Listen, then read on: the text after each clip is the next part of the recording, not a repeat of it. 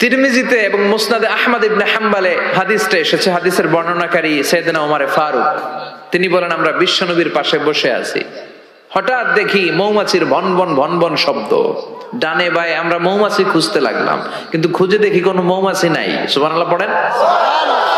ওমরে ফারুক বলেন সাহাবাদের সাথে বিশ্বনবী একদিন বসা ছিলেন, আমরা হঠাৎ করে মৌমাছির আওয়াজ শুনতে পেলাম, ডানে বায়ে সামনে পেছনে খুঁজে দেখি কোথাও কোনো মৌমাছি নাই।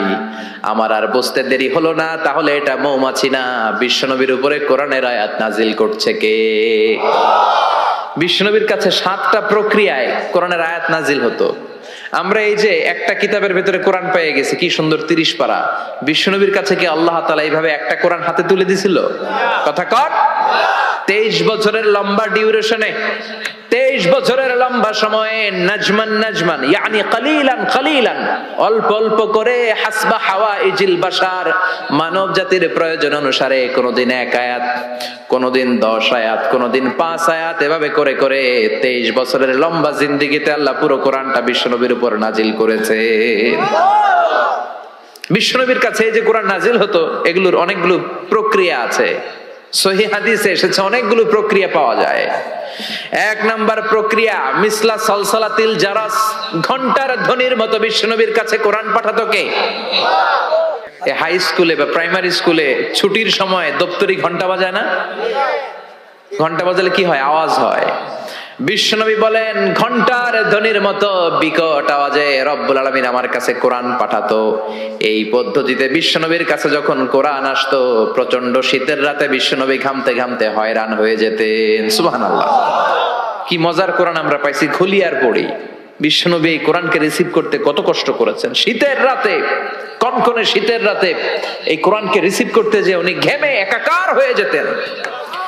এই হলো একটা প্রক্রিয়া, ঘন্টার মতো কোরআন আসতো।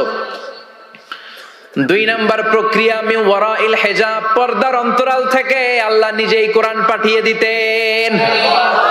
বিশ্বনবী আল্লাহরে সরাসরি দেখে নাই, মেরাজের রাতে যখন আল্লাহর দিদারের জন্য গিয়েছিলেন, কথা শুনেছেন কিন্তু দেখে নাই। দুনিয়ার বুকে থেকে আল্লাহরে দেখা যাবে? জান্নাতে না ঢুকে আল্লাহরে দেখা যাবে নাকি? কথা বলেন। আল্লাহর সৌন্দর্য দেখার মতো কোয়ালিটি আমাদের আছে? আল্লাহর চেয়ে সুন্দর কেউ আছে? দুনিয়া সুন্দর, মানুষ সুন্দর, আসমান সুন্দর, জমিন সুন্দর, সুন্দরে সুন্দরে পাল্লা, জানি না কত সুন্দর তুমি আল্লাহ, জানি না কত সুন্দর তুমি আল্লাহ। সুবহানাল্লাহ পড়েন।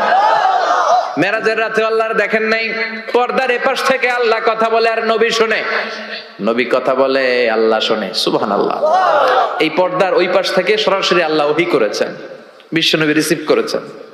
গেল 2 পদ্ধতি। 3 নাম্বার ফিল মানাম, স্বপ্নে বিশ্বনবীর কাছে ওহী পাঠিয়ে দেয়া হয়েছে, কিন্তু কোরআনের কোন আয়াত এই স্বপ্নের পদ্ধতিতে আসে নাই, সব জাগ্রত অবস্থায় এসেছে। সুবহানাল্লাহ পড়েন। এরপরে সাইয়েদনা জিব্রাইল মাঝে মাঝে নিজের সূরতে ওহী নিয়ে আসতেন। 2 বার বিশ্বনবী সাইয়েদনা জিব্রাইলকে নিজের সূরাতে দেখেছিলেন। 1 দেখেছিলেন হেরা গুহায়, 2 দেখেছিলেন সিদরাতুল মুনতাহায়। সাইয়েদনা জিব্রাইলের সূরাতে যখন সাইয়েদনা জিব্রাইল কোরআন নিয়ে আসতেন, তখনও বিশ্বনবী ভয় পেয়ে যেত। আল্লাহু আকবার। এরপরে আরেকটা পদ্ধতি হচ্ছে বিসূরাতিন নাস ইয়াতামাসসালু লাহু আল মালাকু রাজুলান। সাইয়েদনা জিব্রাইল ওনার নিজের সূরাতে আসতো না, মানুষের সূরাতে আসতো। বিশ্বনবী বলতেন এইভাবে কোরআন আসলে আমার রিসিভ করতে খুব আরাম লাগতো, কারণ মানুষ দেখা যাইতেছে, মানুষ কয় আর মানুষ শুনে, রিসিভ করতে বড় মজা। চিল্লায় কোন সুবহানাল্লাহ। এরপরে আরেকটা পদ্ধতি হচ্ছে মিসলা দাওয়িয়া সাউতিন নাহাল, মৌমাছির গুনগুন শব্দের মতো চারদিকে ভনভন ভনভন গুনগুন গুনগুন শব্দ শোনা যায়, আসলে গুনগুন না, কোরআন নাজিল করে কে?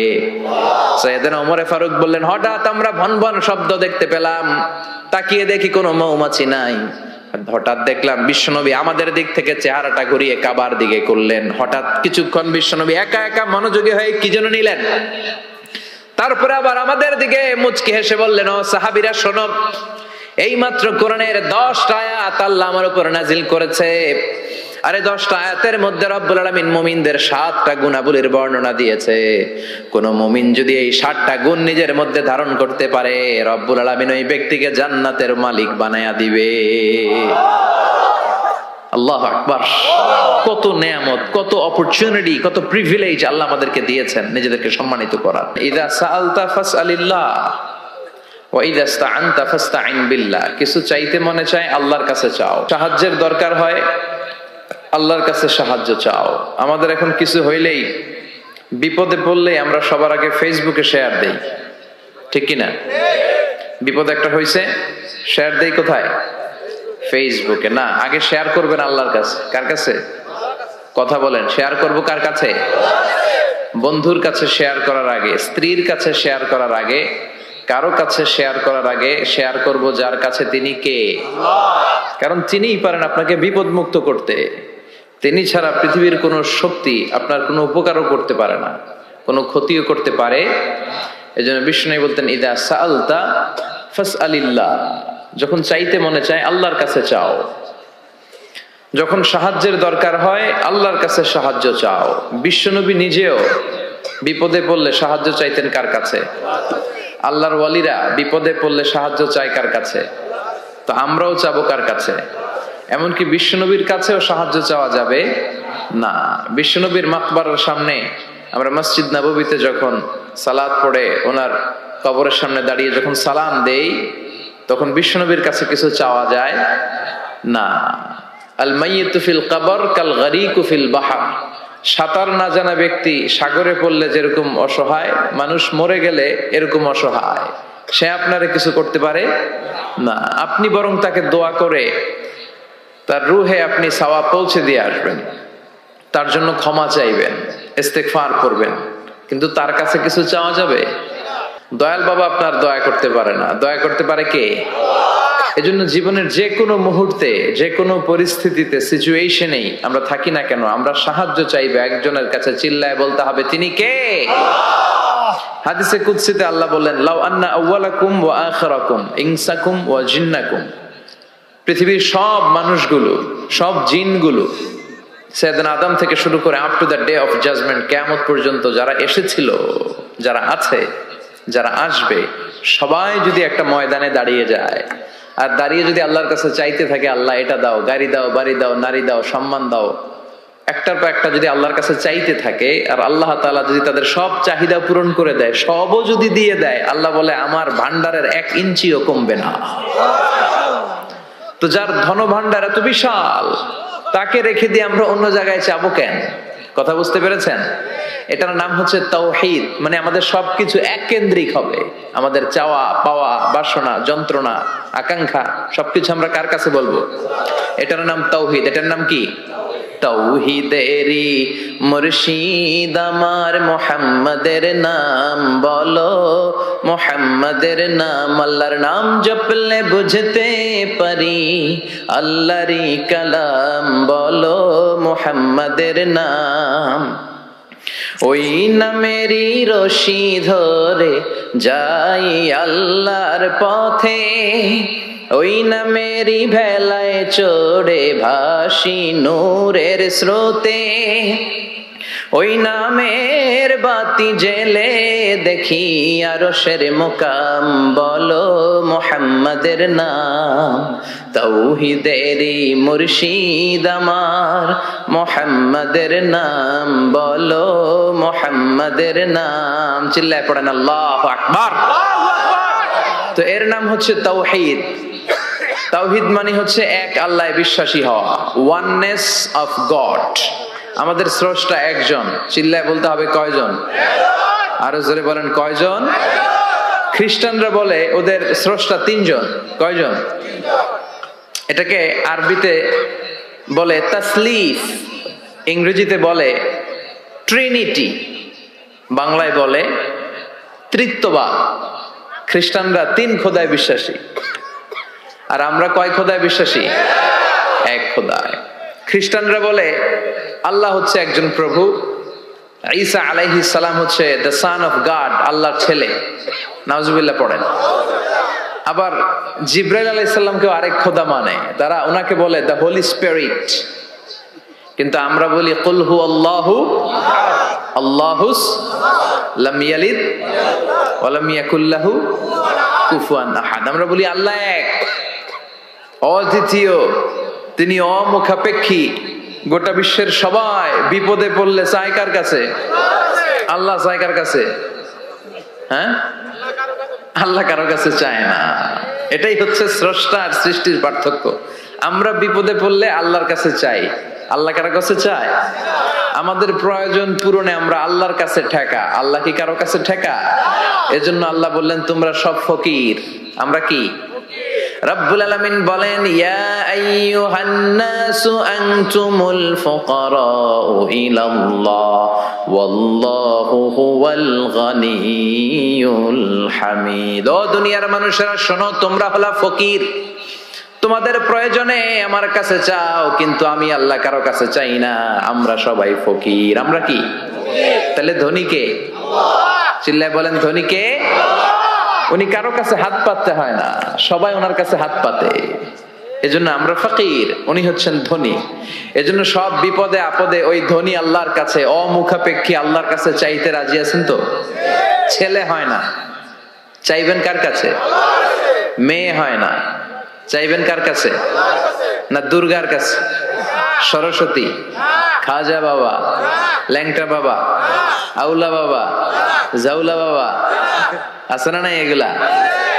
এগুলোর সাথে আমাদের কোনো সম্পর্ক নাই। সহজটা দিয়ে আমরা কত দিকে দৌড়াই। এক মসজিদে যে সেজদায় পড়ে কাঁদলেই আল্লাহ মনের সব বাসনা পূরণ করে দেয়, ঠিক কি না?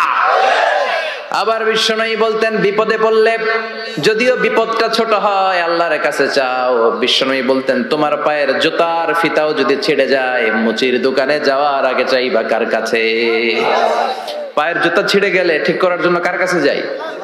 আল্লাহর কাছে বলে যায়। মুচির দোকানে যাই না? বিষ্ণু বলেন মুচির দোকানে যাওয়ার আগে একবার আল্লাহর কাছে চাইও। সুবহানাল্লাহ পড়ে বিশ্বনবী নামাজ শেষ করলেন। নামাজ শেষ করে বিশ্বনবী সাহাবাদের দিকে মুখ ফিরিয়ে বসতেন আর বলতেন আল্লাহু আকবার। কি বলতেন? 3 বার পড়তেন আস্তাগফিরুল্লাহ, আস্তাগফিরুল্লাহ, আস্তাগফিরুল্লাহ। তারপর তিনি অনেক আজকার পড়তেন, আজকারুস সাবাহ ওয়াল মাসা। সকাল সন্ধ্যার এই জিকিরগুলো পড়ে উনি ওনার জিহ্বাটারে সিক্ত করে রাখতেন। আমাদের সময়ই হয় না, আমরা নামাজের পরে আল্লাহুম্মা আমিন, ইয়া আরহামার রাহিমিন, সব শেষ। কোন তাসবিহ তাহলিল নাই, জিকির আজকার নাই। বিষ্ণুনবী এটা করতেন না, তাসবিহ পড়তেন। তো বিষ্ণুনবী প্রায় দেখতেন এক সাহাবী সালাম ফিরানোর পরে দেয় দৌড়। বিষ্ণুনবী একদিন বলে এই বসো, দৌড়াও কেন? কাজ আছে। বিষ্ণুনবী বললেন আরে তাসবিহ পড়ে, এটা বড় কাজ। সাহাবী বলে ইয়া রাসূলুল্লাহ আমি আল্লাহর কাছে কি চাবো? আমার তো চাওয়ার কিছু নাই। বিষ্ণুনবী বললেন লবণ চাও, লবণ, নুন চাও, এটা নুন। লবণটাও আল্লাহর কাছে চাইতে বলেছে। সুবহানাল্লাহ পড়বেন না? এজন্য বিপদে আপদে কার কাছে যাব? ছেলে হয় না, কে দিবে? মেয়ে নাই, কে দিবে? ছেলে মেয়ে দুইটাই লাগবে, কে দিবে? আবার দেখেন কাউরে আল্লাহ ছেলেও দেয় না, মেয়েও দেয় না, আছে না নাই? তাহলে দেওয়ার মালিক কিন্তু একজন। চিৎকার করে বলতে হবে তিনি কে? শুধু মুমিনদের নামে সূরা দিলেন না, মুমিনদের নামে তো দিলেনই, আবার কাফিরদের নামেও দিলেন। সুবহানাল্লাহ। আবার মুমিন আর কাফেরের মাঝখানে আর একটা দল আছে, মুমিনও না কাফেরও না। মুমিনও না কাফেরও না, এদের ভিতরে এক বাইরে আর এক, এদেরকে চিনা বড় দায়। এরা সব সময় দোদুল্যমান, এরা এদিকেও আছে ওদিকেও আছে। যেই দিকে বৃষ্টি ওই দিকে ছাতা ধরে। এই সরকার ক্ষমতায় আসলে এদেরকে তেল মারে, আবার ওই সরকার আসলে এগারো তেল মারে। এখন অবশ্য এত সুযোগ নাই, এখন আমগো সরকার একটা। কথা কন, আগে কখনো যাইতো এদিকে, আবার যাইতো এদিকে, এখন সব সময় একদিকে। আছে না নাই? আমরা চাই দুবেলা দুমুঠো ভাত, আমাদের সিকিউরিটি, আমাদের নিরাপত্তা, আমাদের ইসলাম। যে দেশে আল্লাহু আকবার ধ্বনির সাথে সূর্য ওঠে, আল্লাহু আকবার ধ্বনির সাথে সূর্য ডুবে, সে দেশে আর কিছু থাকবে না, থাকে ইসলাম থাকবেই। আমরা চাই আমার এই ইসলামের বিরুদ্ধে কেউ কথা না বলুক, আমার নবীর সম্মান নিয়ে কেউ ছিনিমিনি না খেলুক। আমরা চাই আমার এই কোরআনের ব্যাপারে কথা বলার স্পর্ধা যেন কারো কলিজায় না হয়। জোরে কোন ঠিক কিনা? সাধারণ জনগণ হিসেবে এতটুকু চাওয়া আমাদের থাকতে পারে না? আমাদের নেতা নেত্রীদের কাছে আমরা শুধু এটাই চাই। তো আল্লাহ বললেন গোলাম মুমিনদের নামে সূরা দিলাম সূরাতুল মুমিনুন,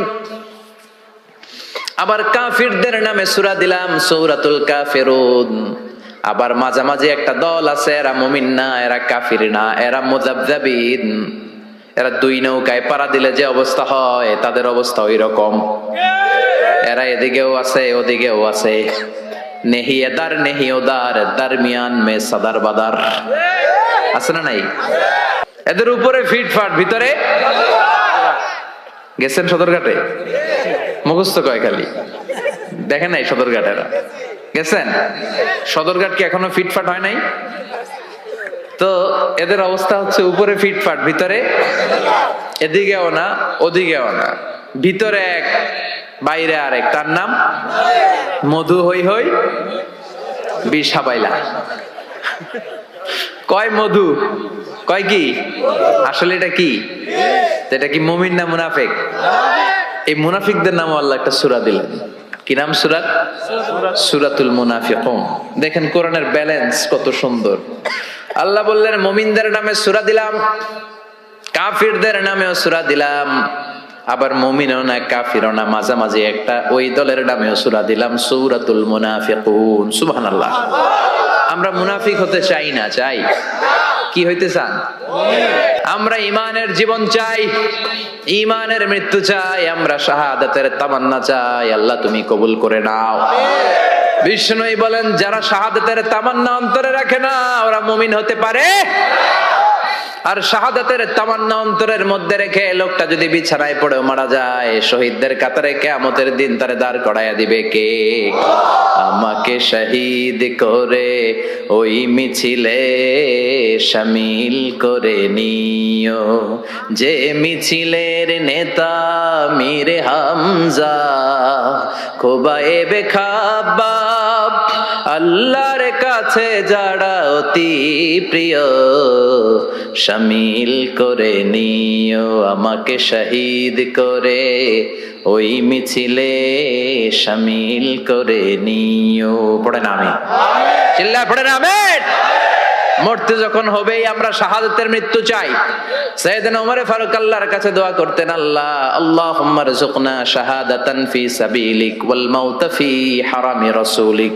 ও আল্লাহ আপনি আমারে শাহাদাতের মৃত্যু দেন, আমার মৃত্যু পৃথিবীর কোন শহরে না দিয়ে বিশ্বনবীর শহরে মদিনাতে আমার মৃত্যু দেন। ওনার দোয়া কবুল করে নিয়েছে কে? উনি অ্যাসাসিনেটেড হয়েছেন, আত্মাইর আঘাতে উনি নিহত হয়েছেন। আর ওনার কবরটা আছে বিশ্বনবী, তার পাশে আবু বকর, তার পাশে ওমরে ফারুক শুয়ে আছে। সুবহানাল্লাহ পড়েন। দুই সাথীকে পাশে নিয়ে হায় ঘুমিয়ে আছে নিঝুম নিরালায়, আমি সইতে পারি না বিরহ জ্বালা, ধন্য করো দিদারে ডেকে লও মাবুদ আল্লাহ, রওজা পাকের কিনারে। ঠিক কিনা? ডেকে লও রাসূল আল্লাহ না, ডেকে লও মাবুদ আল্লাহ। কারণ রাসূল আপনাকে দিদার দিতে পারে না, দিদার দিবে কে? বিশ্বনবীর স্বপ্নে দেখা অনেক বড় নিয়ামত, চাইলে বিশ্বনবীরে স্বপন যোগে দেখা যায় না। আল্লাহ যারে এই নিয়ামত দিতে চায় তারে দেয়, সবাই রে আল্লাহ দেয়। এজন্য এই নিয়ামতটাও বিশ্বনবীর কাছে যাওয়া যায় না, চাইতে হবে কার কাছে? আল্লাহ আপনারে দিদার দিবে কি দিবে না এটা আল্লাহর চয়েস। বিশ্বনবী এসে আপনারে দিদার দিতে পারে না, আল্লাহর হুকুম না হলে বিশ্বনবীও দিদার দেন না। চিৎকার করে বলেন ঠিক কি না?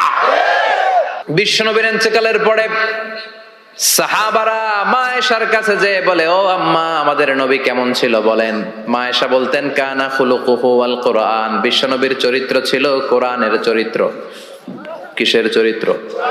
পুরো 30 পারা কোরআনে থিওরিটিক্যালি যা বলে দেয়া আছে বিশ্বনবীর জীবনীতে প্র্যাকটিক্যালি সেগুলো করে দেখানো আছে। সুবহানাল্লাহ। সাহাবারা বললেন, ও মা এত সংক্ষেপে কেন বলেন, একটু বিস্তারিত বলেন আমার নবীর চরিত্র কেমন ছিল।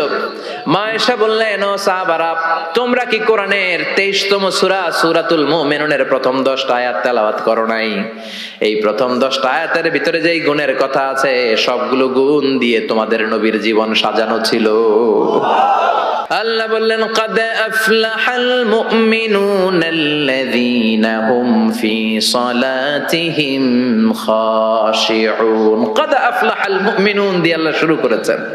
ক্বাদ আফলাহাল মুমিনুন, successful indeed are the believers. সফল কাম হলো তারা ঈমান এনেছে যারা। কার কথা? সফল কারা? who are the successful in life?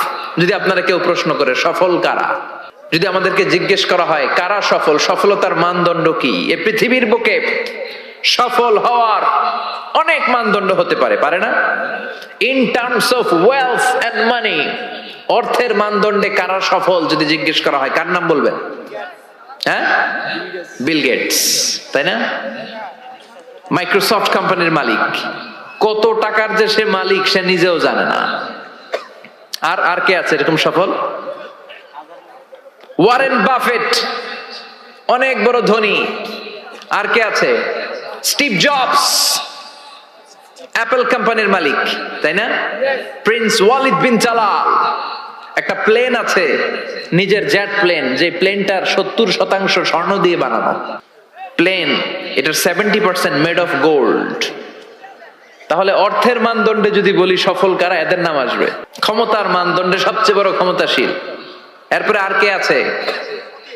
Vladimir Putin, president of Russia. এরপরে নরেন্দ্র মোদী, চীনের, ওটার নাম কি? চীনের আগে ছিল হু জিনতাও, কি নাম? ওয়াং ফুয়াং সোয়াং জোয়াং খোয়াং, এগুলো বললে ওদের নাম হয়ে যায়। তোর নাম হচ্ছে হু জিনতাও। এখন আরেকটা কি যেন জি জিং, এরকম একজন আসছে। হ্যাঁ, জি জিং ক্ষমতার মানদণ্ডে অনেক ক্ষমতাশীল। অ্যাঞ্জেলা মার্কেল আছে, এটা এরা হচ্ছে ক্ষমতার মানদণ্ডে সফল। তাহলে অর্থের মানদণ্ডে একদল সফল, ক্ষমতার মানদণ্ডে আরেক দল সফল। এবার যদি বলি in terms of name and fame, ক্ষমতা নয়, অর্থ নয়, জনপ্রিয়তা বললেই চিনে। মেসি আছে না নাই? ওই সব চিনে, মুখস্থ। নাম কি? মাসিনা বেটা, মেসি। নেইমার আপনিও জানেন, সর্বনাশ, কিয়ামতের আলামত, হুজুরও জানে। কি নাম? নেইমার। আর কি আছে এরকম? রোনাল্ডো। আর কি আছে? এক নামে চিনে, গোটা বিশ্ব চিনে। বাংলাদেশের জনপ্রিয়তার বিচারে যদি বলি, এক নামে শেখ হাসিনা, সবাই চিনে। হ্যাঁ, খালেদা জিয়া এক নামে চিনে, মাশরাফি বিন মুর্তজা এক নামে চিনে। এখন আর একটা আছে হিরো আলম, আছে না নাই? In terms of name and fame, আল্লামা দেলোয়ার হোসেন সাইদি এক নামে 17 কোটি বাংলাদেশের মানুষ চিনে। চিল্লায় বলো ঠিক কিনা? এটা হচ্ছে in terms of name and fame, খ্যাতি, যশ, জনপ্রিয়তা। তার মানে দুনিয়ার বুকে অর্থের মানদণ্ডে কিছু লোক সফল, আবার ক্ষমতার মানদণ্ডে কিছু লোক দুনিয়ার বুকে সফল, আবার জনপ্রিয়তার মানদণ্ডে কিছু নাম বললেই সবাই চিনে। অমিতাভ বচ্চন, শাহরুখ খান, আমির খান, সালমান খান, খয়ার খান, আছে না নাই? তো অর্থের মানদণ্ডে কেউ সেরা সফল, ক্ষমতার মানদণ্ডে কেউ সফল, জনপ্রিয়তার মানদণ্ডে সফল। আল্লাহ বলে আমার কাছে এগুলো মানদণ্ড না। আল্লাহ বলে ক্ষমতা আমার কাছে মানদণ্ড না সফল হওয়ার, অর্থ আমার কাছে সফলতার মানদণ্ড না, জনপ্রিয়তাও আমার কাছে সফলতার মানদণ্ড না। আমার কাছে সফলতার মানদণ্ড হলো ঈমান। আল্লাহর কাছে সফলতার মানদণ্ড কি?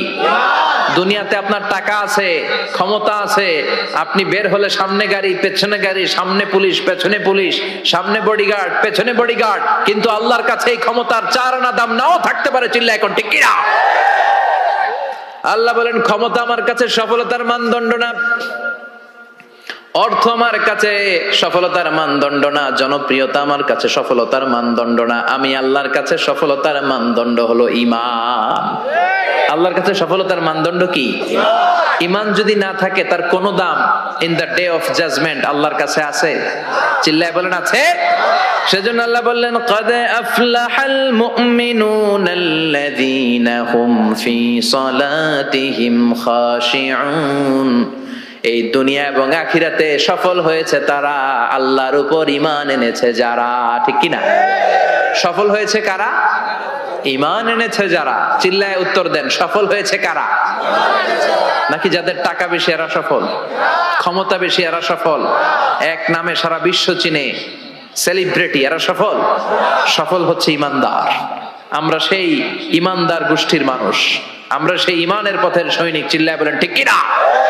আল্লাহ বললেন قد أفلح المؤمنون الذين هم في صلاتهم خاشعون। আমার কাছে সফলতার মানদণ্ড হলো ঈমান। আমার কাছে সফল হলো তারা ঈমান এনেছে যারা। কিন্তু ঈমানটা আধা আধা মানলে হবে না, পুরাপুরি ঈমান থাকতে হবে। ঠিক কিনা? কেউ যদি বলে কোরআনের আধা মানি না, মুমিন না কাফের? কেউ যদি বলে আমি এই সূরা মানি ওই সূরা মানি না, মুমিন না কাফের? কেউ যদি বলে আমার যেটা ভাল লাগে, আমার দলের জন্য যেটা সুবিধা ওইটা মানি, আমার দলের জন্য যেটা ঝামেলা ওইটা মানি না, এরকম আছে না নাই? মিষ্টি খাওয়ার সুন্নত মানে, মায়ের খাওয়া যে সুন্নত মানে না, আছে না নাই? মিষ্টি মিষ্টি কথা মানে, ঝুঁকি নেওয়া যে সুন্নাত ওইটা মানে না, এরকম আছে না নাই? সুন্নাত নয় শুধু সুমধুর আলাপন, আর সুন্নাত হলো হুঙ্কার গর্জন। ঠিক কিনা? সুন্নাত শুধু নয় নির্জন ধ্যানে যাওয়া, আর সুন্নাত হলো পাথরের আঘাত খাওয়া। মোহাব্বতে তার সুদিনের সাথী তুমি, দুর্দিনেও তার পাশে থাকো কি? আরো কিছু সুন্নাত আছে তুমি জানো কি? জানলেও জীবনে কখনো তা মানো কি? সুন্নাত নয় শুধু দাওয়াতের মেহমান, সুন্নাত নয় শুধু খাওয়া শেষে মধুপান, আরো কিছু সুন্নাত আছে তুমি জানো কি? জানলেও জীবনে কখনো তা মানো কি? চিল্লায় বলেন ঠিক কিনা? তার মানে আল্লাহর কাছে সফলতার মানদণ্ড হলো ঈমান। কিন্তু সাধারণ ঈমান নয়, ঈমানটা হতে হবে পূর্ণাঙ্গ ঈমান। কিছু মানলাম না এমন করা যাবে না। মানলে পুরোটাই মানতে হবে। কার কথা? চিল্লায় বলেন কথাটা কার? আবার আল্লাহ বললেন ঈমান আনলে নির্ভেজাল ঈমান থাকতে হবে। ওই ঈমানের মধ্যে শিরক থাকলে হবে নাকি? কথা কোন? আল্লাহ বললেন ওয়াল্লাযীনা আমানু ওয়া লাম ইয়ালবিসু ঈমানাহুম বিযুলমিন উলাইকা লাহুমুল আমনু ওয়া হুম মুহতাদুন।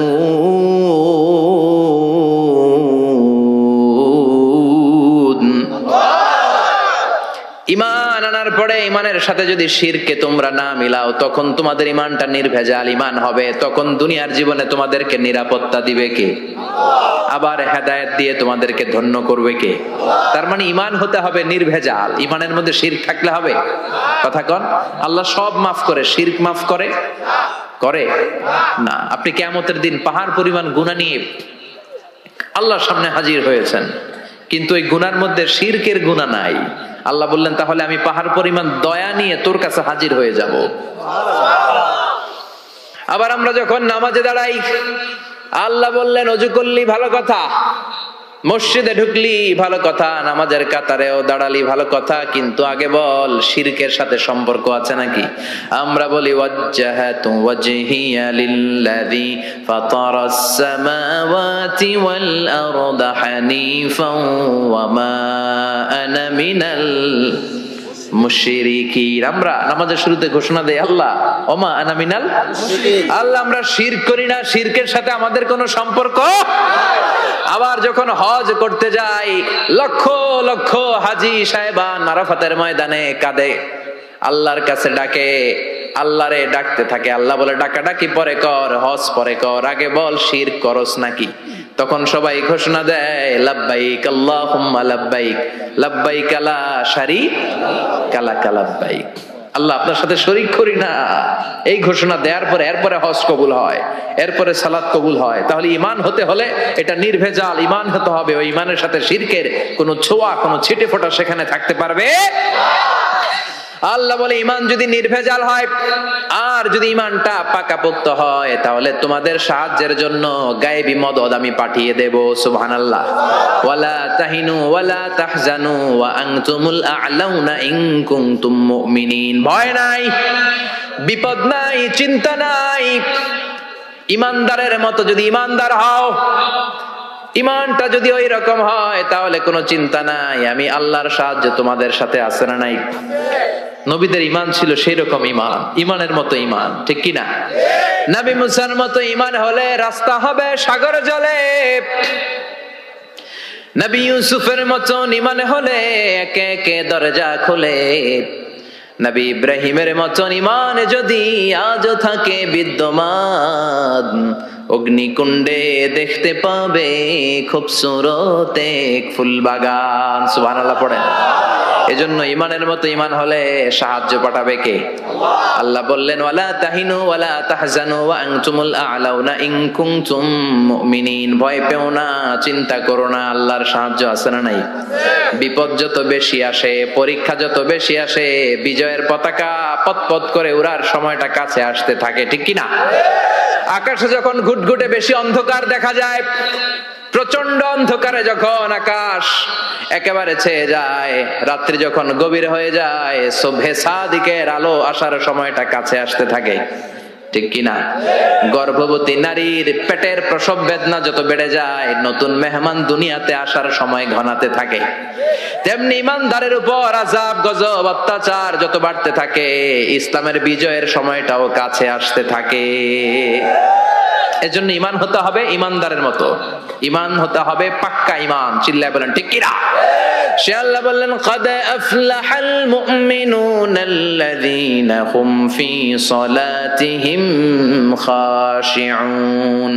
Successful indeed are the believers. সফল হলো তারা ঈমান এনেছে যারা। কার কথা? চিল্লায় বলেন। জিমায় পড়ছেন? কষ্ট হচ্ছে? সফল হলো তারা ঈমান এনেছে যারা। তবে শুধু ঈমানদার বলে হাত তুললেই হবে না, 7টা গুণ সেই ঈমানদারের ভেতরে থাকার দরকার আছে না নাই? 1 নাম্বার গুণ আমরা শুরু করছি, কানগুলো খরগোশের মতো খাড়া করে শুনেন। ঈমানদারেরা যখন নামাজের মুসল্লায় দাঁড়ায়, দিন দুনিয়ার হুঁশ তাদের থাকে না, তাদের অন্তরটা চলে যায় আল্লাহর আরশের দিকে, ঠিক কি না? বিশ্বনবী বলতেন আনতা আবুদাল্লাহা কান্নাকা তারাহু, এমন ভাবে নামাজ পড়ো যেন তুমি আল্লাহরে দেখছো। ফাইন লাম তাকুন তারাহু ফাইন্নাহু ইয়ারাক, এটা যদি মনে করতে কষ্ট হয় অন্তত এটা ভাবো যে আল্লাহ তোমায় দেখছে, ঠিক কি না? নামাজে যখন দাঁড়াবেন ভাববেন আমি আল্লাহরে দেখতেছি। এটা ভাবা অনেক কঠিন, এটা জানা তো লোকেরা পারে না। যদি না পারেন তাহলে অন্তত এটা ভাবেন যে আল্লাহ আপনারে দেখতেছে, আল্লাহ ইজ ওয়াচিং মি, আল্লাহ আমাকে দেখছে। তো আমি আল্লাহরে দেখতেছি আর আল্লাহ আমারে দেখতেছে। সুফিরা এটারে 2টা ক্লাস করছে, একটার নাম দিছে মুশাহাদা আর একটার নাম দিছে মুরাকাবা। মুশাহাদা মানে আমি নিজে দেখি, আর মুরাকাবা মানে আমি দেখি না, আমারে দেখে কে? কেউ যেটা দেখে না দেখে কে? কেউ যেটা শোনে না শোনে কে? আল্লাহ আপনারে দেখতেছে। নামাজের মুসল্লা এই চিন্তাটা করলে খুশু খুদু বাড়ায় দিবে কে? খুশু মানে ভয়। কার ভয়? কথা বলেন। যাদের হৃদয়ে আছে আল্লাহর ভয়, তারা কবু পথ ভুলে যায় না। আল্লাহর প্রেম ছাড়া এই দুনিয়ায় কারো কাছে কোনো কিছু চায় না। রাতের আধারে যারা সেজদাতে রয়, দু চোখের শ্রুতে নদী যেন বয়। রাতের আধারে যারা সেজদাতে রয়, দু চোখের শ্রুতে নদী যেন বয়। ছলনার হাতছানি যতই আসুক, পেছনে ফিরেও সে তাকায় না। যাদের হৃদয়ে আছে আল্লাহর ভয়, তারা কবু পথ ভুলে যায় না। আল্লাহর প্রেম ছাড়া এই দুনিয়ায় কারো কাছে কোনো কিছু চায় না, কারো কাছে কোনো কিছু চায় না, ঠিক কি না? খুশু মানে আল্লাহর ভয়। আল্লাহর ভয় নিয়ে যদি কেউ মুসল্লার মধ্যে নামাজের জন্য দাঁড়ায়, তার মন ডানে বায়ে কোনো দিকে যেতে পারে নাকি? কথা বলেন। তার নজরটা থাকবে তার সিজদার দিকে। বান্দা যখন সিজদা থেকে নজর ডানে নেয়, আল্লাহ বলে বান্দা ফিরে আয়। আবার যখন বাম দিকে নজর করে আল্লাহ ডাক দিয়ে বলে আকবিল ইয়া ইবাদি আকবিল, ফিরে আয়। আবার যখন উপরের দিকে তাকায় বলে ফিরে আয়। এরকম আছে না নাই? নামাজও পড়ে এমনি, নামাজও পড়ে আবার এমনি চায়, নামাজও পড়ে আবার ঘড়ির দিকে চায়, আছে না নাই? না, আল্লাহ বলে আকবিল, বান্দা ফিরে আয়, ফিরে আয়, তাকাবি তো সেজদার দিকে।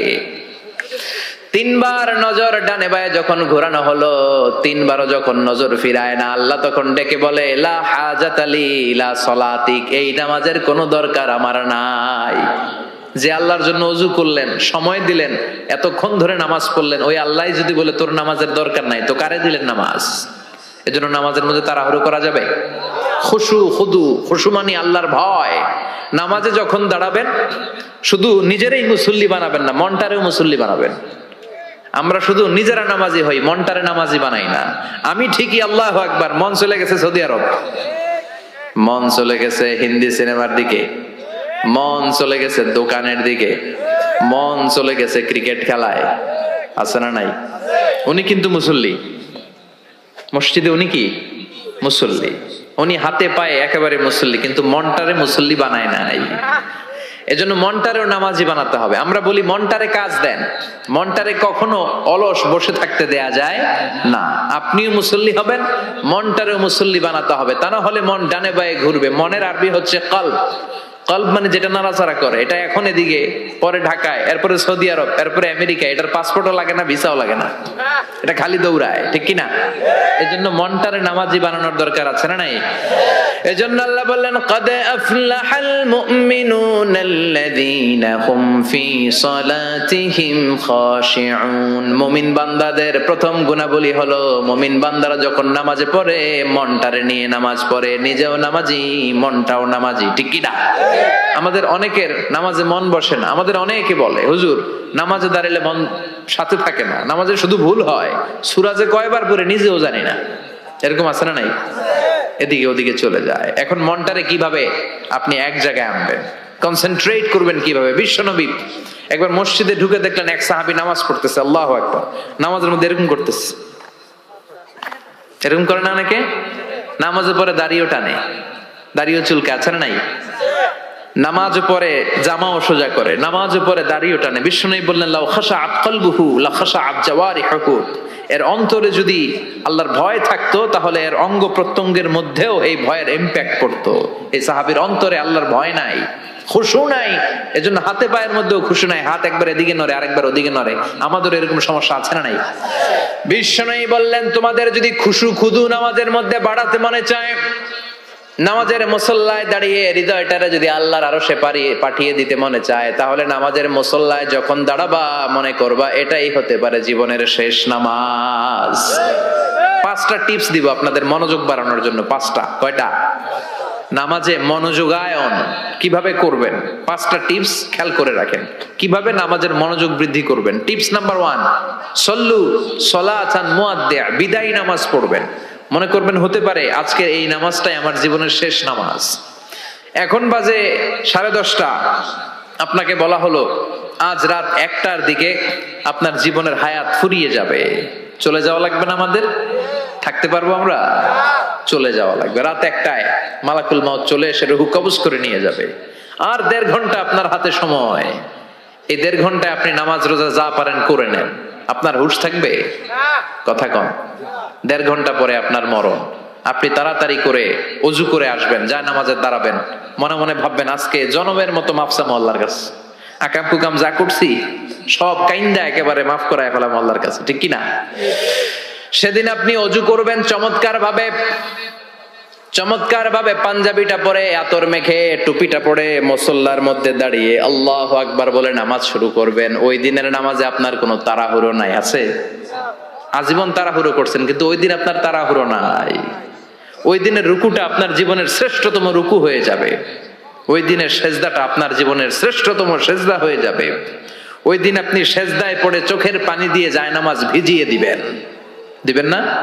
কথা বলেন, দিবেন না? এর কারণ আপনি জেনে গেছেন এটাই আপনার জীবনের শেষ নামাজ, ঠিক কিনা? তো এই যে প্রত্যেক নামাজের সময় মসজিদে যে আল্লাহু আকবার বলে যে দাঁড়াই, এই নামাজের পরে আবার কোন নামাজের চান্স আমি জীবনে পাবো কিনা কোনো গ্যারান্টি আছে? চিল্লায় বলতে হবে, গ্যারান্টি আছে?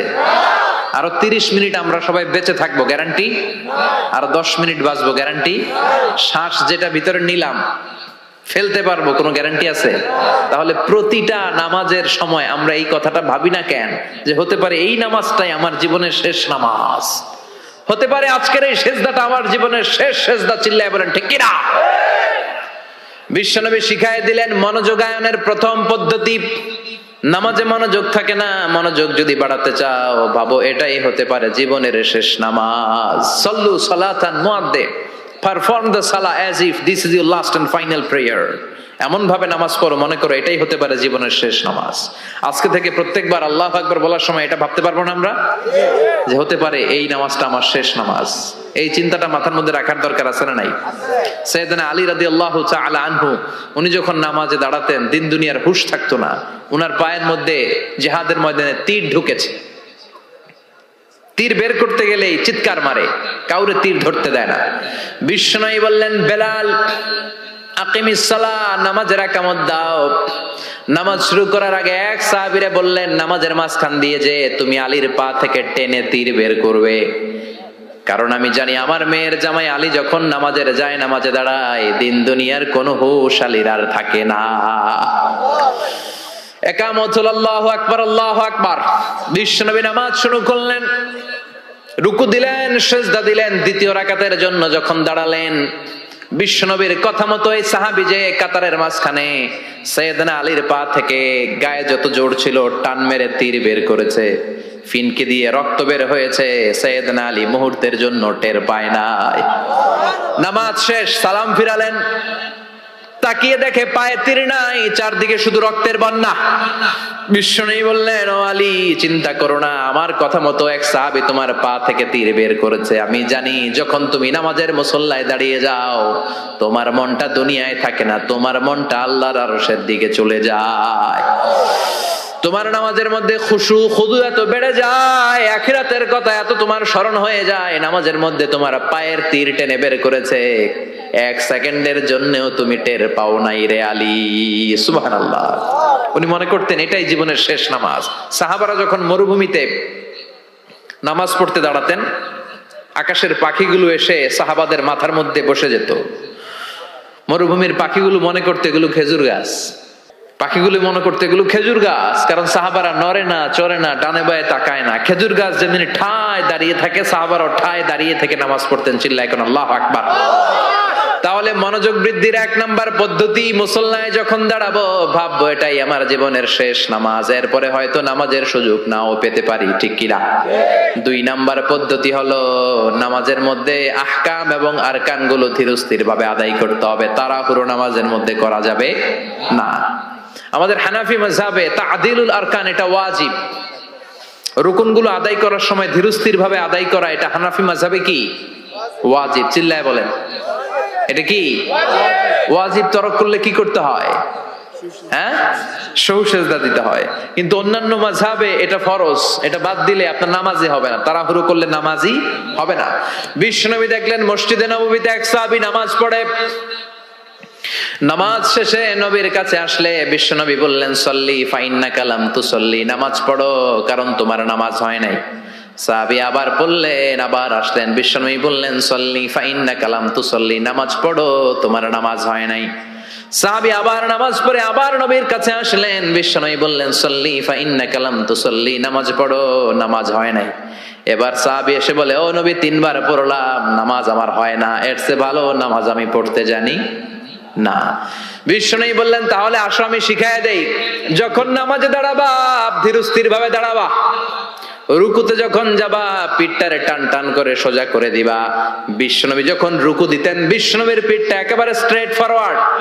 সাহাবারা বলতেন বিশ্বনবীর রুকু দেওয়া পিঠের উপরে যদি পানি ভর্তি একটা গ্লাস রেখে দেওয়া হয়, পানিগুলা কাঁপবে না, গ্লাসটাও পড়বে না। সুবহানাল্লাহ। তার মানে বিশ্বনবীর রুকুর পিঠটা কেমন ছিল? Straight forward. বিশ্বনবী বলেন, রুকু থেকে দাঁড়াবা ধীরস্থির ভাবে দাঁড়াও, আবার সেজদায় গেলে ধীরস্থির ভাবে যাও। আমাদের দেশে অনেকে রুকু থেকে কোন রকম মাথাটা তুলে আবার সেজদায় দৌড় মারে। 2 সেজদার মাঝখানে ধীরস্থির ভাবে বসা হচ্ছে ওয়াজিব। অনেকে এক সেজদা থেকে কোন রকম মাথাটা একটু উপরের দিকে উঠিয়ে আরেক সেজদায় মুরগির মতো ঠোকর মারে, এরকম তো এদিকে নাই না? আবার অনেকে ইমাম সাহেবের আগে দৌড় মারে, আছে না নাই? ইমাম সাহেব সামি আল্লাহু লিমান হামিদা বলে দাঁড়াইছে, ওনার আর সহ্য হয় না, উনি আগে সেজদা দিবে, কিন্তু ইমামের আগেও যাইতে পারে না, মাঝখানে যাই হ্যাং হয়ে থাকে, আছে না নাই? মোবাইল মাঝে মাঝে হ্যাং হয় না, মানে সামনেও যায় না পিছনেও যায় না, তো ওনারাও ইমামের আগে সেজদায় যাবে, তো ইমাম যাইতে পারে না, উনিও যেতে পারে না, মাঝ অবস্থায় যায় কি হয়? হ্যাং। হ্যাং হইবেন আপনারা? হ্যাং হওয়া যাবে না। তাহলে মনোযোগ বাড়ানোর 2 নাম্বার পদ্ধতি হচ্ছে কি করবেন? ধীরস্থির ভাবে। There is no rushing in salah, there is no hastiness in salah. নামাজের মধ্যে কোনো তাড়াহুড়ো নাই, তাড়াহুড়ো করলে এটা নামাজ হয় না। এমনকি নামাজের দিকে বিশ্বনবী তাড়াহুড়ো করে যেতেও নিষেধ করেছেন। ইদা উকিমাতিস সালাহ, নামাজ যখন শুরু হয়ে যাবে ধীরস্থির ভাবে যাবেন, তাড়াহুড়ো করে যাওয়া যাবে না। 3 নাম্বার পদ্ধতি, জামাতে পড়বেন, তাহলে মনোযোগ বাড়ায় দিবে কে? বিশ্বনবী বলেন সালাতুল জামাআত আফদলু সালাতাল ফারদ বি 27 দারাজা। একা একা নামাজ পড়লে যতটুকু সওয়াব হয়, জামাতে নামাজ পড়লে 27 গুণ বেশি সওয়াব হয়। জামাতে পড়ার দরকার আছে না নাই? জামাতে পড়লে আর মনোযোগ এদিক সেদিক যায় না, সবাই আল্লাহু আকবার, আমি আল্লাহু আকবার, সবাই আসসালামু আলাইকুম ওয়া রাহমাতুল্লাহ, আমি আসসালামু আলাইকুম ওয়া রাহমাতুল্লাহ, মন আমার এদিক সেদিক যাওয়ার সুযোগ আছে কম, ঠিক কি না? 4 নাম্বার, নামাজে যা বলেন অর্থ বোঝার চেষ্টা করেন। আমরা সালাতে যেটা বলি এটার অর্থ বুঝি না, আমরা প্রতিদিন বলি আলহামদুলিল্লাহি রাব্বিল আর রহমানির মালিকি, আবার বলি সামি আল্লাহু লিমান হামিদা, কি কইলাম বুঝি নাই। সুবহান রাব্বিয়াল আলা মানে কি জানি না। আত-তাহিয়াত লিল্লাহি ওয়াস সালাওয়াত আত-তাইয়্যিবাত অর্থ কি জানি না। এজন্য সালাতে যা বলেন এটা বুঝে বুঝে বলার চেষ্টা করেন। এট লিস্ট সালাতে যেটা আপনি পড়েন এটার অর্থটা শিখার চেষ্টা করেন, তাহলে বললে হৃদয়ের মধ্যে টাচ লাগবে, অন্তরে দরদ লাগবে, চিৎকার করে বলেন ঠিক কি না? 5 নাম্বার পদ্ধতি, নামাজের মধ্যে যে সুন্নাত গুলো আছে সুন্নাত গুলো আদায় করবেন, তাহলে নামাজের মধ্যে মনোযোগ বাড়ায়া দিবে কে? হাত তোলা সুন্নাত তোলেন, রফউল ইয়াদাইন যদি করেন, অভ্যাস যদি থাকে, বারবার হাত তোলা তুলেন, প্রতিবার তুললে 10টা করে সওয়াব। আমিন বলবেন, যে মসজিদে জোরে জোরে বলেন, আস্তে তো আস্তে বলেন, কিন্তু বইলেন, বলার দরকার আছে না নাই? বিশ্বনবী বললেন ইদা আম্মানাল ইমাম আমিনু, ইমাম যখন আমিন বলে তোমরাও আমিন বলো, কারণ তোমরাও যখন আমিন বলো ফেরেশতারাও আমিন বলে। তোমাদের আমিন ফেরেশতাদের আমিন যখন মিলে যায়, তোমাদের জীবনের সব গুনাহ মাফ করে দেয় কে? এজন্য আমিন জোরে কোন বাস্তে কোন বলবেন, এটা ছাড়বেন না। তাশাহুদের মধ্যে আঙ্গুল তুলবেন, হয় নাড়াবেন নয় তুলে রাখবেন, এটা সুন্নাহ। আশাদ্দু আলা শাইতান মিনাল হাদিদ, শয়তান রে লোহা দিয়ে পিটাইলে যত কষ্ট পায়, তাশাহুদে বসে এই আঙ্গুলটা নাড়ালে এর চেয়ে বেশি কষ্ট পায়। ঠিক সুবহানাল্লাহ কইবেন না? এজন্য মুরাআতুস সুনান, সুন্নাত গুলো মানার চেষ্টা করেন, সালাতে মনোযোগ বাড়ায় দিবে কে? এজন্য আল্লাহ বললেন কাদ আফলাহাল মুমিনুনাল্লাযীনা হুম ফি সালাতিহিম খাশিউন, সফল হলো তারা ঈমান এনেছে যারা। আর ঈমানদারের প্রথম বৈশিষ্ট্য আল্লাযীনা হুম ফি সালাতিহিম খাশিউন, নামাজের মধ্যে মুসল্লির অন্তরে ভয় থাকবে কার? মনে থাকবে খুশু খুদু, এটার বলে হুজুরুল কলব, অন্তরটারে ধরে রাখতে হবে। 2 নাম্বার আল্লাহ বললেন ওয়াল্লাযীনা হুম আনিল লাগবি মুরিদুন, মুমিন বান্দার 2 নাম্বার গুণ, অনর্থক কাজ থেকে তারা দূরে থাকে। অনর্থক কোন বিষয়ের দিকে মুমিন কখনো যায়? লাগবুন মানে অনর্থক বিষয়, মুরিদুন তারা মুখ ফিরিয়ে নেয়। অনর্থক কোন কাজে মুমিন যায়? যেই কাজে সওয়াব নাই ওই কাজ মুমিন করে? যেই কাজে গুনাহ হয় ওই কাজে যাওয়া যাবে? কথা বলেন। মুমিন যাবে ওই কাজে যেই কাজ করলে মানবতার কল্যাণ আছে না নাই? মুমিন করবে ওই কাজ যেই কাজ করলে আমলনামাটারে সওয়াব দিয়ে পূর্ণ করে দিবে কে?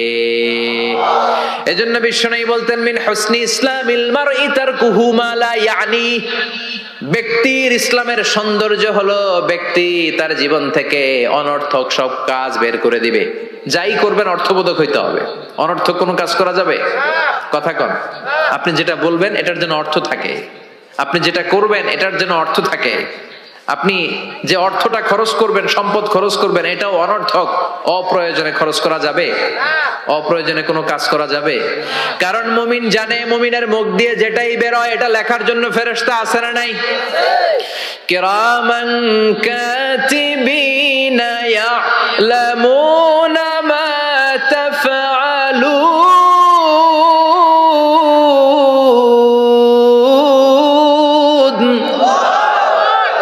যাই করি ভালো হোক কিংবা মন্দ হোক লিখে রাখার জন্য কিরামান কাতিবিন আছে না নাই?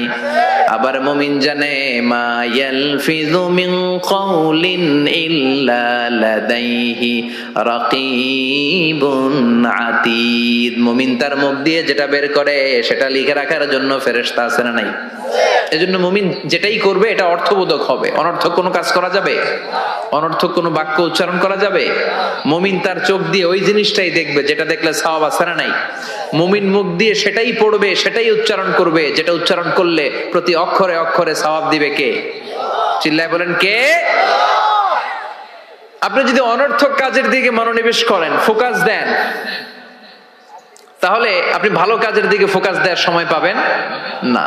আমাদের দেশের ছেলেপেলারা যত আজে বাজে কাজ আছে এগুলো নিয়ে ব্যস্ত, আছে না নাই? হিন্দি সিনেমা, ওই যে হুজুর কইতেছে মোবাইল নিয়ে টিপাটিপি, আছে না নাই? খেলাধুলা, রাজনীতি, এগুলো নিয়ে ব্যস্ত, ফলে ভালো কাজে তারা ফোকাস দিতে পারে না। আর যারাই এগুলো থেকে বেরিয়ে কনস্ট্রাকটিভ কাজ করে তাদের জীবনটারে বরকতময় করে দেয় কে? আমি দেখলাম কিছু যুবক এক জায়গায় ওয়ালের মধ্যে লিখেছে মানবতার দেয়াল। কি লিখেছে? এখানে লিখছে যেটা আপনার দরকার নেই রেখে যান, আর এই পাশে লিখছে যেটা আপনার দরকার লইয়া যান। সুবহানাল্লাহ কোন? তার মানে শীতকালে আপনার যে অতিরিক্ত শীতের পোশাকগুলো দরকার নাই এই হ্যাঙ্গারে ঝুলিয়ে যান। মসজিদে খুব কোন মসজিদের সামনে করেছে মানবতার দেয়াল। এই দেয়ালের এই পাশে অনেকগুলো হ্যাঙ্গার দেওয়া, তারা বলেছে যে এই শীতের পোশাকগুলো আপনার দরকার নেই দিয়ে যান, আর যাদের শীতের কাপড় নাই তারা এখান থেকে নিয়ে যান। এই যে তার চিন্তা, এটা হচ্ছে ইনোভেটিভ চিন্তা। যুবকরা যদি ভালো ভালো কাজগুলো একসাথে করার প্রয়াস পেত, চিন্তা করত, তাহলে বাংলাদেশটারে জান্নাতের টুকরা বানায় দিত কে? এজন্য মুমিনের বৈশিষ্ট্য ওয়াল্লাযীনা হুম আনিল লাগবি মুরিদুন। মুমিন বান্দারা কোনো অনর্থক কাজের সাথে কখনো যুক্ত হতে পারে। তার মানে মুমিন যখন নামাজে দাঁড়ায় অন্তরটা চলে যায় কার দিকে? 2 নম্বরে মুমিন কোনো আজে বাজে কাজে যুক্ত হয় না। 3 নম্বরে আল্লাহ বললেন ওয়াল্লাযীনা হুম লিয-যাকাতি ফাইলুন। মুমিন বান্দাকে যদি আল্লাহ সম্পদের মালিক বানিয়ে দেয়, আল্লাহর এই সম্পদ থেকে গরিবদেরকে মুমিনরা দান করে। কি করে? এটার নাম হলো যাকাত। এটার নাম কি? জোরে কোন?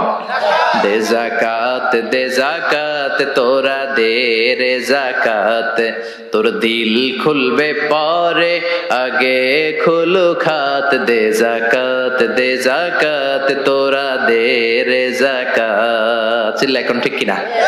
যাকাত দেয়াটা এটা অপশনাল নয়, এটা কম্পালসরি। ওয়াফি আমওয়ালিকুম আমওয়ালিহিম হাক্কুন লিসাইলি ওয়াল মাহরুম। তোমার সম্পদে গরিবদের জন্য আল্লাহ এটা অধিকার করে দিয়েছে। যিনি যাকাত দেয় তার জন্য দেয়া ফরজ, আর যিনি যাকাত নেয়, যাকাত নেয়া কি তার জন্য ফরজ? কথা কন। তাহলে সে আপনার কাছ থেকে যাকাত নিয়ে আপনাকে ফরজ কাজটা করার ক্ষেত্রে সহযোগিতা করেছে। আপনি কোনো করুণা তারে করেন নাই। চিল্লায় বলেন ঠিক কিনা?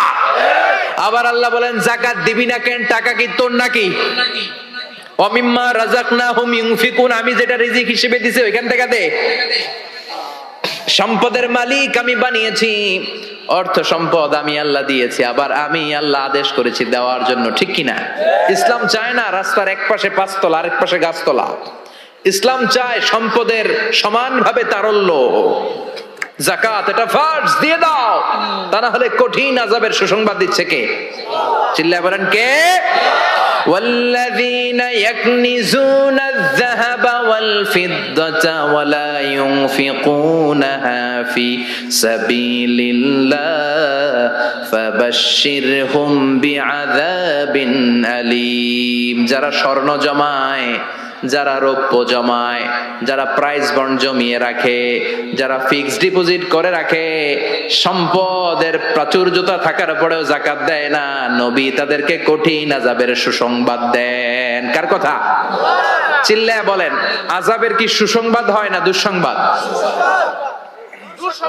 কথা কন। কিন্তু আল্লাহ এখানে বলছে সুসংবাদ। আল্লাহ বুঝাতে চাইলেন আযাবটা বড় কড়া হবে, ডেঞ্জারাস হবে, মাইটটা বড় ডেঞ্জারাস। আল্লাহ ছাড় দেয় কিন্তু ছেড়ে দেয় না। আল্লাহ ছেড়ে দেয়, কি দেয়? ছাড় দেয়, ছেড়ে দেয় না।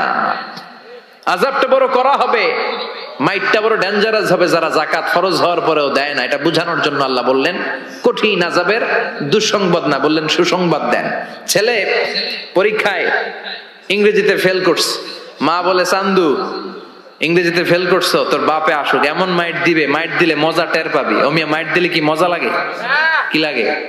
ব্যথা লাগে। তো মজার কথা বললেন কেন? মাইটটা যে করা হবে, মাইটটা কি হবে?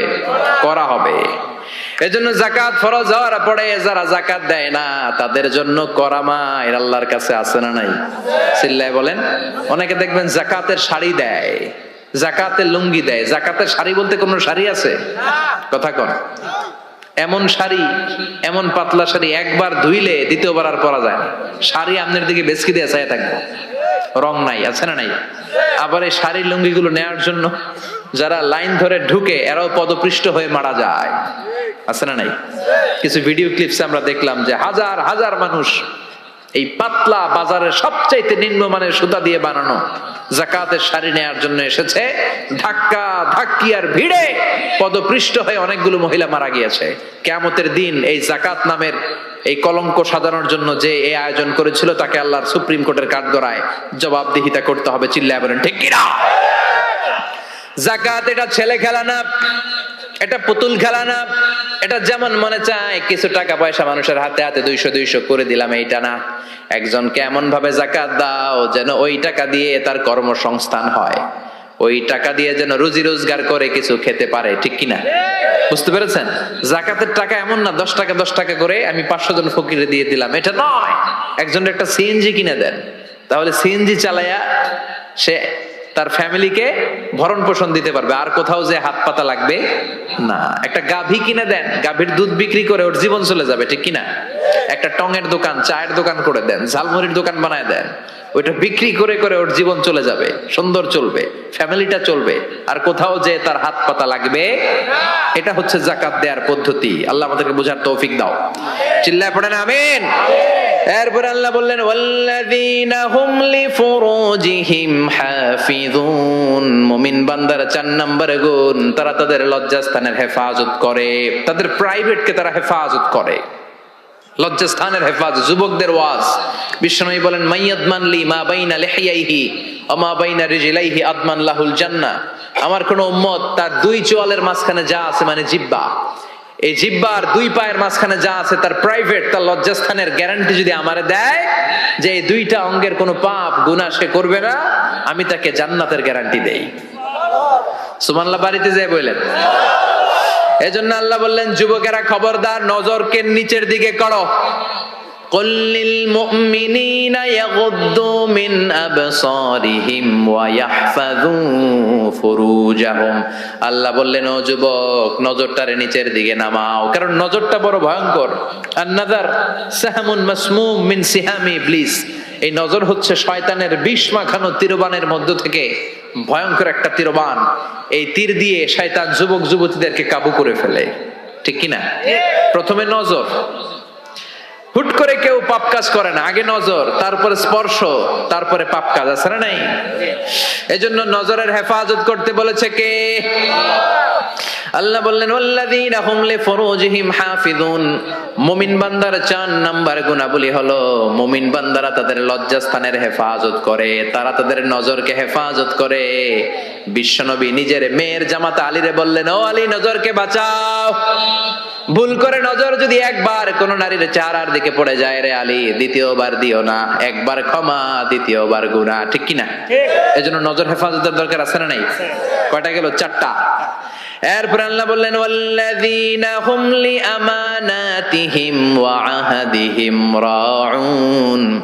মুমিন বান্দার 5 নাম্বার গুণাবলী হলো মুমিন বান্দারা আমানতের খেয়ানত করে না, করে আমানতের হেফাজত করে, আর প্রতিশ্রুতি দিলে প্রতিশ্রুতি রাখে। আমানত, ট্রাস্টওয়ার্দিনেস। বিশ্বনবীর নাম ছিল আল আমিন, আস-সাদিক, আল আমিন। মক্কায় বিশ্বনবীর চাইতে বিশ্বস্ত কেউ ছিল? চিল্লায় বলেন। সবাই এসে বিশ্বনবীর কাছে আমানত রেখে যেত। দল করতো আবু জাহেলের, দল করে কার? আমানত রাখে কার কাছে? সুবহানাল্লাহ কইবেন না? লোকজন যখন তায়েফে বেড়াতে যেত, দামি দামি জিনিস এনে বিশ্বনবীরে বলতো, আব্দুল্লাহর বেটা মুহাম্মদ, এই দামি জিনিসটা তোমার কাছে রাখলাম, রাখো। বিশ্বনবী বলতেন, দল করো আবু জাহিল্লার কাছে রাখো। তারা বলতো আবু জাহেলের কাছে রাখা যাবে না, কারণ আবু জাহিল্লাই ডাকাত, খাইয়া ফেলাইবো। কথা কন, খাইয়া ফেলে না? ব্রিজ ভেঙে গেলে দেখা যায় যে রড নাই, আছে কি? তার মানে লোহা গেছে কই, রড কই? এক একটার পেটের ভিতরে আল্লাহ 10টা করে পাকস্থলী দিস। কথা কন, 10টা পাকস্থলী না হইলে লোহা হজম করা যায়? কথা বলেন। সিমেন্ট খায় ফেলায়, টিন খায়, টিন আছে না নাই? পারলে পুরা দেশটা খায়া ফেলায়। ওই যে কয় শেয়ার বাজার খায়া ফেলায়, আছে না নাই? হলমার্ক খায়া ফেলায়, দেশটারে খায়া ফেলায়, আছে না নাই? আমানতের খেয়ানত করা যাবে না। ইন্নাল্লাহা ইয়া'মুরুকুম আন তুআদ্দুল আমানাতি ইলা আহলিহা। আল্লাহ অর্ডার করেছেন আমানতের হকদার যে হাতে পৌঁছে দাও। কার কথা? আল্লাহ। আমানতের যে খেয়ানত করে বিশ্বনবী তারে বলেছেন মুনাফিক। মুনাফিকের কয়েকটা আলামত বলেছেন বিশ্বনবী। আয়াতুল মুনাফিকি সালাস, ইযা হাদ্দাসা কাযাবা, মুনাফিক যখন কথা বলে মিথ্যা বলে। ওয়া ইযা ওয়াআদা আখলাফা, ওয়াদা দিলে খেলাফ করে। ওয়া ইযা তুমিনা খানা, আমানত রাখলে আমানতের খেয়ানত করে। ঠিক কি না? আমানত এটা ব্যাপক বিষয়। এই যে আপনার সুস্বাস্থ্য, এটা আপনার কাছে আমানত। আপনার চেহারা সুন্দর, এটা আমানত। আপনার স্ত্রী, আপনার সন্তান আপনার কাছে আমানত। আপনি সমাজে খুব ফেমাস, এটা আপনার কাছে আমানত। যাকে আল্লাহ যেই দায়িত্ব দিয়েছে ওইটা আল্লাহ তার কাছে আমানত রেখেছে। ঠিক কিনা? ইমাম সাহেব, মসজিদের সবকিছু আপনার কাছে আমানত। চেয়ারম্যান সাহেব আপনার কাছে, এই ইউনিয়ন পরিষদের সবকিছু আমানত। মেম্বার সাহেব আপনারও আমানত। আবার যিনি মেম্বার অফ দা পার্লামেন্ট, এই নির্বাচনী এলাকা পুরোটাই আপনার কাছে আমানত। চিল্লায় কোন ঠিক কিনা? যিনি মন্ত্রী, পুরো মন্ত্রণালয় আপনার কাছে আমানত। 47 সদস্যের বিশাল বহর নিয়ে মন্ত্রণালয় করা হলো, তাদের কাছে বাংলাদেশটা আমানত। ও প্রধানমন্ত্রী, আপনার কাছে আমার লাল সবুজের পতাকাটা আমানত। সেনাবাহিনীর কাছে দেশের ভূখণ্ড রক্ষা করা আমানত। ঠিক কিনা? মেম্বার অফ দা পার্লামেন্ট, আপনার নির্বাচনী এলাকায় যদি ইয়াবার আসর জমে, ওই ইয়াবার আসর যদি আপনি ভেঙে না দেন, আপনার নির্বাচনী এলাকায় যদি টেন্ডারবাজি হয়, আপনার নির্বাচনী এলাকায় যদি চাঁদাবাজি হয়, আপনার নির্বাচনী এলাকায় যদি যৌতুকের জন্য কোনো মায়ের গায়ে হাত দেয়া হয়, কিয়ামতের দিন আল্লাহ আপনারে ছাড়বে না। ঠিক কি না? এই সমাজটা রক্ষা করা তোমার আমানত। আপনার এলাকায় যদি কেউ ধর্ষিতা হয়, কিয়ামতের দিন এটার বিচার আছে না নাই? দুনিয়ার বুকে বিচার নাই, কিন্তু আখিরাতে বিচার আছে না নাই? এক একজন জনপ্রতিনিধির কাঁধে যে কত বড় আমানত। শীতের রাতে, কনকনে শীতের রাতে বাস স্ট্যান্ডে, রিক্সা স্ট্যান্ডে, সিএনজি স্ট্যান্ডে কম্বল নাই, কাঁথা নাই, লোকগুলো ঘুমায়। এদের গায়ে কাঁথা দিয়ে দেওয়া আপনার দায়িত্ব। চিল্লায় কোন ঠিক কিনা? পথ শিশুগুলোরে সেবা করা আপনার দায়িত্ব। সুবিধা বঞ্চিত মানুষগুলোরে ভাতা দেওয়া আপনার দায়িত্ব। আপনার এরিয়ার মধ্যে যা কাম কুকাম হয়, এগুলো সব আপনার উপর আমানত ছিল। চিল্লায় কোন ঠিক কিনা? এটা ব্যাপক বিষয়। মুমিনের কাজ হচ্ছে আমানতের খেয়ানত করে না। যার যে দায়িত্ব, সে আমানতকে পূর্ণ করে দেয়। সে আমানতের খেয়ানত করে না, আমানতের হেফাজত করে। আবার বিশ্বনবী বললেন, কারো কোনো গোপন জিনিস যদি তুমি জেনে যাও, এটা লোক লুকিয়ে রাখা, এটা তোমার জন্য আমানত। ঠিক কিনা? অন্যের আসরার, গোপন জিনিস যদি আপনি প্রচার করার দায়িত্ব নেন, আপনার গোমর ফাঁস করে দেওয়ার দায়িত্ব নিবে কে? এজন্য আল্লাহ বললেন, ওয়াল্লাযীনা হুম লিআমানাতিহিম ওয়া আহদিহিম রাউন। মুমিন বান্দার 5 নাম্বার গুণ, মুমিন বান্দার আমানতের খেয়ানত করে না। 6 নাম্বার গুণ হলো আহদিহিম রাউন, মুমিন বান্দারা প্রতিশ্রুতি দিলে প্রতিশ্রুতি নষ্ট করে না। আহাদ মানে প্রমিস। ইন্নাল আহদা কানা মাসউলা, কি কি ওয়াদা আপনি দিবেন, কথা দিবেন, এই কথাগুলো রেখেছেন কিনা জিজ্ঞেস করবে কে? আমরা মাইক পেলে কথা দেওয়ার সময় হাজার কথা দেই, এইটা দিব, ওইটা দিব, ব্লাউজ দিব, মোবাইল দিব, আছে না নাই? কথা কন। টাকা দেব, চাকরি দেব, ভাতা দেব, দেশের চেহারা পাল্টায় দেব, আছে না নাই? পরে সময় মতো সব ভুলে যায়, ডিগবাজি মারে, এরকম আছে না নাই? আপনি যেটা দিয়েছেন কথা, কিয়ামতের দিন সেই কথাটা রেখেছেন কিনা, in the day of judgement আপনারা জিজ্ঞেস করবে কে? চিল্লায় বলেন কে? সব শেষে আল্লাহ বললেন, ওয়াল্লাযীনা হুম আলা সালাওয়াতিহিম ইউহাফিযুন। মুমিন বান্দার 7 নাম্বার গুণ, তারা সবকিছু নষ্ট হতে দিতে রাজি, কিন্তু তাদের সালাত নষ্ট হতে দিতে রাজি না। ঠিক কি না? যে কোনো পরিস্থিতিতে মুমিন নামাজ পড়ে। ওযুর পানি নাই, মুমিন কি করে? তায়াম্মুম করে। সফরের মধ্যে সময় নাই, মুমিন কসর করে। ঠিক কি না? দাঁড়িয়ে পড়তে পারে না, মুমিন বসে পড়ে। বসে পড়ে না, মুমিন শুয়ে পড়ে। মুমিন কখনো থেমে থাকে না। আপনি প্লেনে আছেন তখন নামাজ পড়েন, জাহাজের মধ্যে আছেন তখন নামাজ পড়েন, জমিনে আছেন তখনও পড়েন। গোটা বিশ্বের সব মানুষের জন্য এই জমিনটারে নামাজের জায়গা বানিয়ে দিয়েছে কে? মুমিন সব কামাই দেয়, নামাজ কামাই দেয় না। এজন্য 7 নম্বরে বললেন, ওয়াল্লাযীনা হুম আলা সালাওয়াতিহিম ইউহাফিযুন। মুমিন বান্দার বৈশিষ্ট্য হচ্ছে তারা সালাত কামাই দেয় না। হাফিজু আলা সালাওয়াত ওয়াস সালাতিল বুসতা। নামাজগুলো সংরক্ষণ করো। কিয়ামতের দিন নামাজের হিসাব আগে নেবে কে? আউয়ালু মা ইউহাসাবু বিহিল আবদু ইয়াউমাল কিয়ামাতি আস-সালাত। কিয়ামতের দিন সর্বপ্রথম হিসাব হবে নামাজের হিসাব। নামাজের হিসাব যদি সহজ হয়ে যায়, পুরো আমলনামাটারে সহজ করে দিবে কে? আর নামাজের হিসাবে যদি গন্ডগোল লেগে যায়, পুরো আমলনামার মাঝখানে প্যাঁচ লাগাইয়া দিবে কে? এজন্য মুমিন সব সময় নামাজ পড়ে জামাতে। কিভাবে? সালাতে কায়েম করো, সালাতে কায়েম করো, হবে সম্মানী তুমি, হবে জান্নাতি তুমি, হবে সম্মানী তুমি, হবে জান্নাতি তুমি। দিবে কাল হাসরে শীতল ছায়া আরশে আজিম। রাব্বিয়াল আলা, রাব্বিয়াল আযীম, রাব্বিয়াল আলা, রাব্বিয়াল আযীম। ঠিক কি না? নামাজগুলো জামাতে পড়া যাবে? আজকের মাহফিলে কি আমরা এই সিদ্ধান্তে আসতে পারি না যে আমরা পারতপক্ষে জামাত নষ্ট করব না? উলাইকা হুমুল ওয়ারিসুনাল্লাযীনা ইয়ারিসুনাল ফিরদাউসা হুম ফিহা খালিদুন। এই 7টা গুণ যদি কোনো মুমিন তার জীবনের মধ্যে ধারণ করতে পারে, বাবা মারা গেলে যেমনি ছেলেরা সম্পদের ওয়ারিস হয়, ওই মুমিন বান্দাদেরকে জান্নাতুল ফেরদাউসের ওয়ারিস বানায়া দিবে কে? মানতে রাজি আছেন তো? প্রথমে কি বলছি? আল্লাযীনা হুম ফি সালাতিহিম খাশিউন। মুমিন যখন নামাজে দাঁড়ায়, অন্তরে আল্লাহর ভয় নিয়ে নামাজে দাঁড়ায়, এদিক সেদিক তার মন ছোটাছুটি করে। 2 নম্বরে বলেছি ওয়াল্লাযীনা হুম আনিল লাগযি মুরিদুন। মুমিন অনর্থক কাজকে এড়িয়ে চলে। মুমিন যা করে ভালোটা করে, কল্যাণের পথে চলে। ঠিক কি না? তারপরে বলেছি ওয়াল্লাযীনা হুম লিযাকাতি ফাইলুন। মুমিন দান করে। অল্প দান করলেও এটারে কিয়ামতের দিন বড় করে দিবে কে? এরপরে মুমিন তার লজ্জাস্থানের হেফাজত করে। তারপরে মুমিন যদি মুমিনের কাছে আমানত রাখা হলে ওই আমানতের হেফাজত করে। তারপরে মুমিন যদি কারোর কাছে ওয়াদা দেয়, কোনো প্রতিশ্রুতি দেয়, প্রতিশ্রুতি রক্ষা করে। তারপরে মুমিন সব কামাই করে, কিন্তু নামাজ কামাই করে। ওয়াল্লাযীনা হুম আলা সালাওয়াতি ইউহাফিযুন। তারা সালাতকে হেফাজত করে, সব নষ্ট হয়, তাদের সালাত নষ্ট হয় না। চিল্লায় কোন ঠিক কিনা? এই 7টা গুণ কোন মুমিনের মধ্যে থাকলে তার জান্নাতের মালিক বানায় দিবে কে?